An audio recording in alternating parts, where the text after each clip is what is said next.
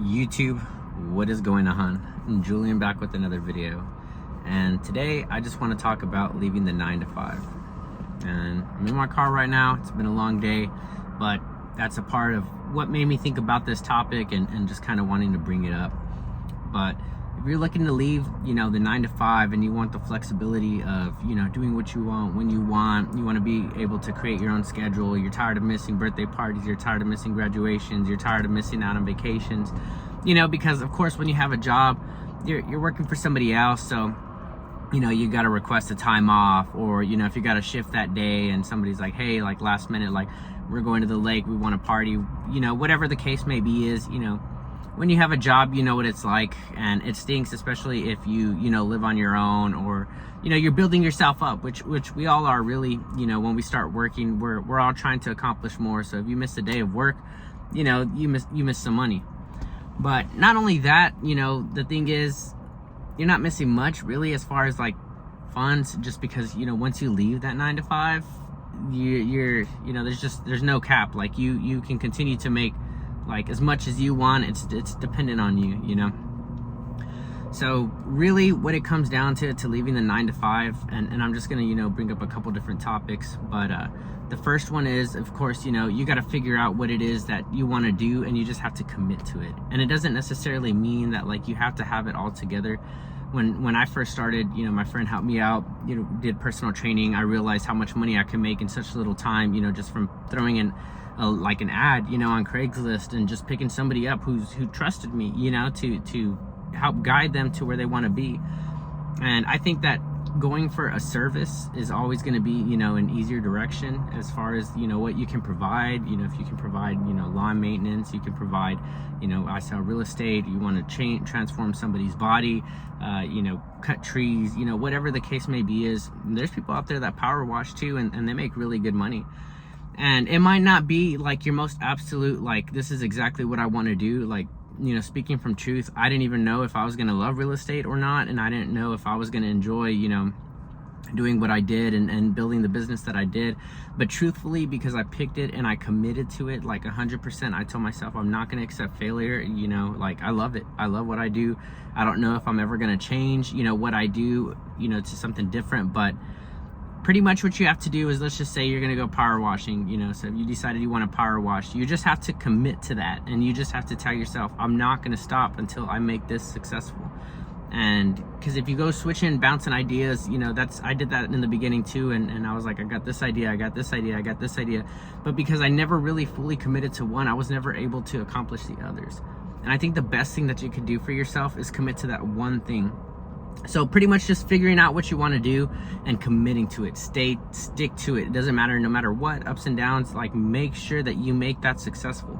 Because once that money starts to roll in, that's when you can start to play with it, and then you can start to do other things. You want to create a clothing brand. Well, now you get the money for it, instead of having to take a loan, or you can take a loan, but you got the money to back it up, because if for some reason that fails, But there's nothing wrong with failing either. So you got to keep that in mind. That's why I say no matter what, through the ups and downs, like in my first year in real estate, only made $12,000, $13,000. And I put like so much work in. It was crazy. To basically put all that work in and not get any return, like in that time frame, because I lived on my own. I had to pay my bills. I had to, I wanted to go out with friends, things like that. Luckily, I kept my job. I pushed it, part-time. After a while, I got tired of it though. And then I decided to leave. But that would be like the main one, is to just really stay committed to what you're trying to do. And once you have that money and you have money to play with, that's when you begin to have that flexibility. That's when you begin to have, you can play with your schedule. And really what I would say would be your next step would be to invest in assets. When I first started, I wanted the drip, I wanted the trips. And so I spent, some of the money that I made, from what I learned, or from what I did, which is basically, creating a business and creating more income than I've had before. And that's only because I get to work for myself, So when you're putting that time in, I would say that the next step, if you want to make sure that you don't have to put too much time into work, is to start investing in assets. Me personally, of course, I'm going to vouch for real estate, but I truly believe in it, not just because I sell houses, but because that's passive income. If you buy a duplex and you're renting out one side, or you're renting out both sides, like that's income coming in. Even if in the beginning you're not making as much, which it's gonna be like that if of course if you don't put like a huge down payment. But even if you're making $400 a month off that rental, like that makes a difference. And imagine adding 3 or 4 of those. Now you're getting $1,200 a month. Now you're getting $1,800 a month, so, or $1,600 a month. But leaving the 9 to 5 is a lot easier than you think, as long as you just commit to it and you just stick to it and you don't give up no matter what happens, and you just keep pushing forward. And just an example today, I'm freaking exhausted. I didn't want to hop on the camera, truthfully. I didn't feel like talking, you know, but if I want to grind it out on YouTube, then I got to stay consistent. And truthfully, like real estate, because I committed to real estate as hard as I did, and I began to make that successful, it made it easier for me to commit to something else, which is YouTube. And you know, the next thing I want to commit to, and the next thing I want to commit to.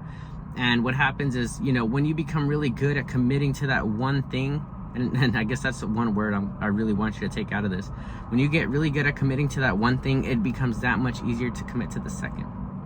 And truthfully, that's how you're gonna leave the 9 to 5. There's no simple trick to it. It's really what it comes down to is just finding something that you're good at, or that you want to become good at, because I wasn't good at real estate in the beginning, but that you want to become good at, and just like perfecting it and just going for it no matter what. Like you're gonna get 1,000 no's before you might get 1 yes. And you know what, at that yes, it starts to roll in. It's gonna start to snowball.